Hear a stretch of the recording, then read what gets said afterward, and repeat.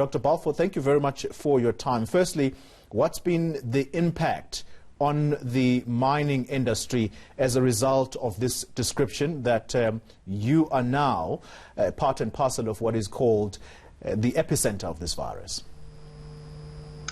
Good morning, Dolly, and to your listeners.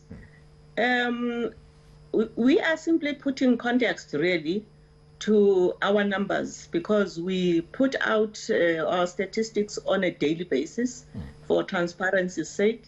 Regarding your question on what has been the impact, most of the people, actually, the majority, have been found to be asymptomatic. So in terms of the number of people that are sick, for instance, I would say if there are 50, it's a lot. A lot of the people are found through sometimes mass screening or contact tracing because someone presented with an illness, and you then do contact tracing, and you have large numbers of people who do not exhibit any symptoms. So currently there is no impact, and we hope it will continue like that. Are you saying that the mining industry may not necessarily be the reason or be to blame for these workers contracting the virus? What we are saying is that we actually report more cases because there is a lot of testing that is going on.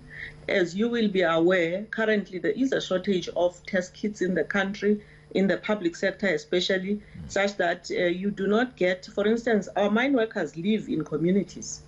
And if there is such a number which have the condition and they are living in the communities, then you have to say, what would happen if you were to do mass screening of those communities? So in a way, the virus, we are at a stage where now it is circulating very highly in communities.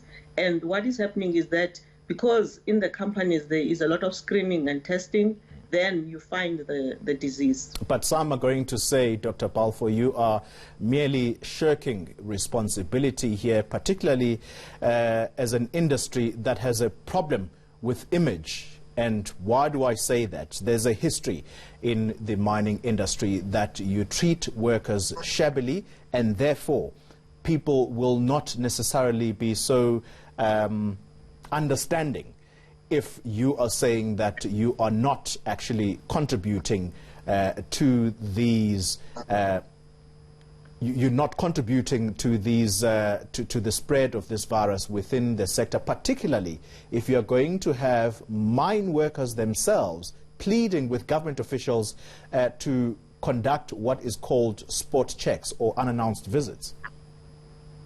You are very right, Toli, about the history of the industry.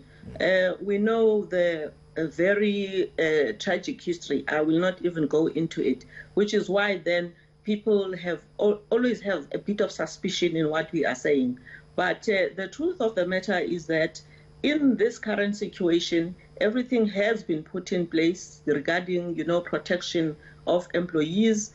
And I think it's a question really that we need to do far more to make the workers feel safe and to know that, their health is top of mind. We currently in the industry, as technical people, meet fortnightly, which used to be monthly. We have our CEOs meeting fortnightly, which used to be maybe once in 2 months. And they do that simply to focus on COVID and to learn lessons from each other. What are the measures that are working in other companies so that the others can adopt those. So in terms of the response to the COVID epidemic, it is at the highest level that we are looking at the matter. Yeah, Dr. Balfour, just as a final question for you, if you are to shake off this image of an industry that's been uncaring for many years in as far as your workers are concerned, here's your chance to redeem yourself. What happens when a worker is positive? Do mining companies provide the necessary isolation facilities so that that worker does not take this virus back into the community? You are again totally absolutely right. You know, this is our opportunity to show that we care.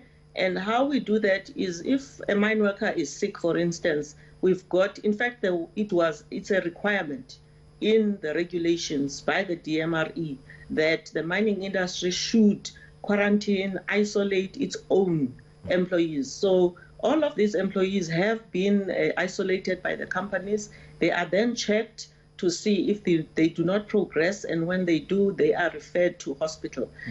Even now, the mining industry will be bringing through the rest of the workers, and those from epicenters within South Africa, for instance, will be quarantined, and companies are doing the best. Some will be housed in hotels, for instance, due to, you know, the availability of those facilities. So we definitely will, when we are bringing on board new workers to get up to 100%, the public can rest assured that we will not be adding to the burden of the disease, because those mine workers will be quarantined. So we are looking well after our workers, as you asked, regarding those who are sick. And thus far, we are quite pleased with the fact that we have not had any more people who have died from the disease. And we do hope that it will keep to that. All right, Dr. Tutula Balfour, she is with the Minerals Council South Africa, formerly known as the Chamber of Mines.